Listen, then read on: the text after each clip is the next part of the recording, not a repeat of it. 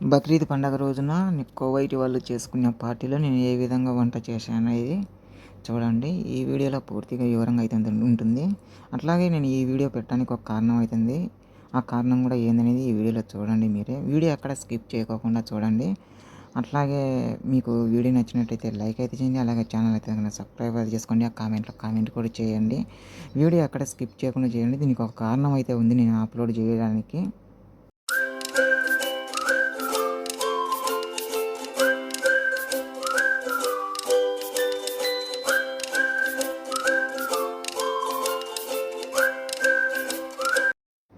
నేను మీ కడప అబ్బాయి. చూడండి, ఈరోజు కువైట్‌లో ఈద్ అయితే జరిగింది కదా! ఈద్ అంటే మామూలుగా మన ఇంటి దగ్గర వచ్చేసి బక్రీద్ అని పిలుస్తారు. ఇక్కడ కువైట్‌లో వచ్చేసి పండుగల్ని ఒక రంజాను, ఒక బక్రీదే చేస్తారు. దాన్ని వచ్చేసి ఈద్ అంటారు. మామూలుగా చూడండి నేను ఏ విధంగా చేస్తాను అనేది ఈద్ పండగకి నేనైతే కానీ చెప్తా చూడండి. మామూలుగా వచ్చేసి కూరగాయలైతే తెప్పించుకున్నాను. ఈరోజైతే పార్టీ అయితే ఉంటుంది మా ఇంట్లో. అట్లాగే చూడండి ఒక పొట్టేలంతా నేను తీర్మానంగా అయితే గన కువైట్ వాళ్ళకి చేసి ఈ వీడియో పెట్టడానికైతే ఒక కారణం అయితే ఉంది. ఆ కారణం ఏందనేది నేను చెప్తా చూడండి.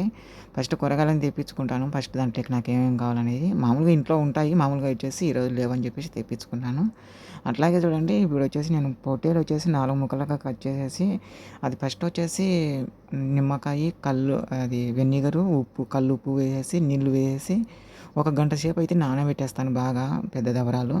ఒక పొట్టేలు పట్టేమైన దబరాల్లో నానబెట్టేసి అది బాగా క్లీన్ చేసుకున్న తర్వాత అది మాంసం వచ్చేసి దానికి ఏమి రక్తం మరకలు అవన్నీ ఏం లేకోకుండా నీట్‌గా కడిగేసిన తర్వాత నేనైతే ఒక దబరాలో నీళ్లు బాగా దండిగా కొంచెం వేడి చేసి లైట్‌గా వేడి చేసేసి ఈ ముక్కలైతే గాని దాంట్లో వేస్తా.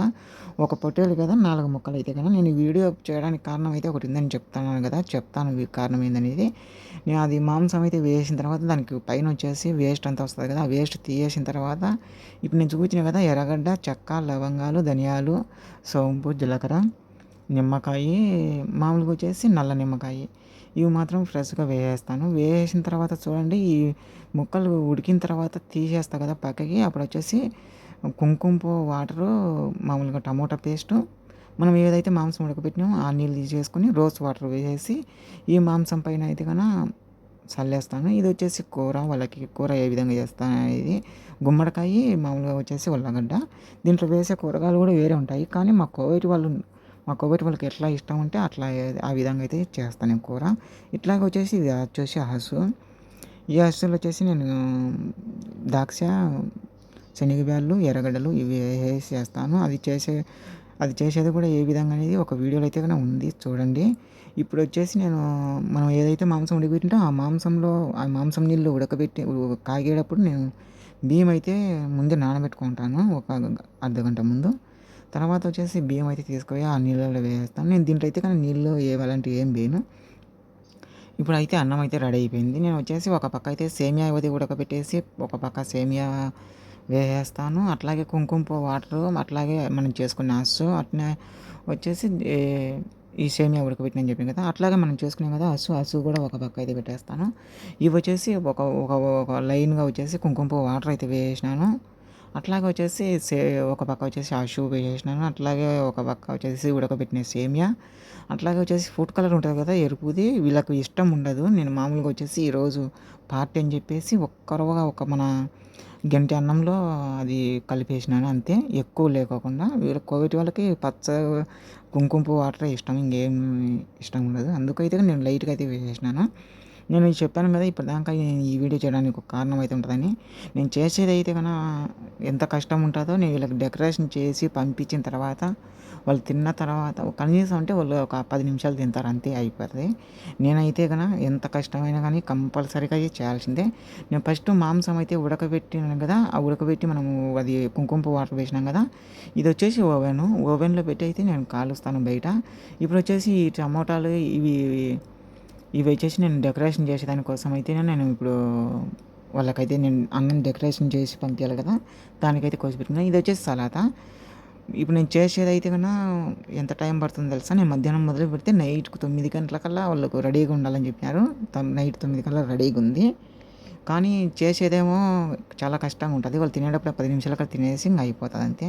తర్వాత మళ్ళా కడిగేసేది అదంతా ఎక్కువ పని ఉంటది. ఈ ఒకరోజు పని చేసేదైతే వాళ్ళు తినేదైతే 10 నిమిషాలకి అయిపోతది. నేను చేసే పని అయితే నాకైతే చేసేటప్పుడు అయితే నిజంగానే అనిపిస్తుంది, మనము ఇంటికాడ బతకలేక కువైట్కి వచ్చినాము, ఈ కువైట్లో కూడా ఇంత అగసాట్లు ఉంటాయా, అది వంట పనికైతే ఎవరు రాకూడదు అనే విధంగా నాకైతే మనసులో ఉంటుంది. చూడండి, చేసిన తర్వాత వచ్చేసి నేను డెకరేషన్ ఈ విధంగా చేస్తాను. నేను 4 ముక్కలు పొట్టేలు 4 ముక్కలుగా చేసి వేసినాను కదా. చూడండి, ఒక ప్లేట్కి వచ్చేసి ఒక 10 మంది కూర్చుంటారు. ఒక ప్లేట్ వచ్చేసి ఒక ముక్క అయితే పెడతాను.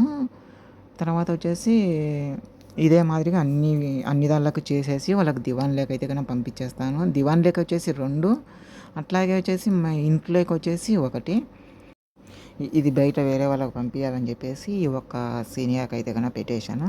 మొత్తం వచ్చేసి 4 ముక్కలు ఒక పొట్టేలి. ఆ 4 ముక్కలు అయితే కరెక్ట్గా అక్కడికైతే సరిపోతాయి. మామూలుగా ఎవరైనా పని మనుషులు అందుకుంటే వాళ్ళకి కూడా తినేదానికి ఉంటుంది. చూశారు కదా, వీడియో నచ్చినట్టయితే లైక్ అయితే చేయండి. అలాగే ఛానల్ని అయితే సబ్స్క్రైబ్ అయితే చేసుకోవాలి. కామెంట్ కూడా చేయండి. నేను చెప్పాను కదా, నేను దీనికైతే ఇది వీడియో అప్లోడ్ చేసేదానికి ఒక కారణం అయితే ఉంటుంది అనేది.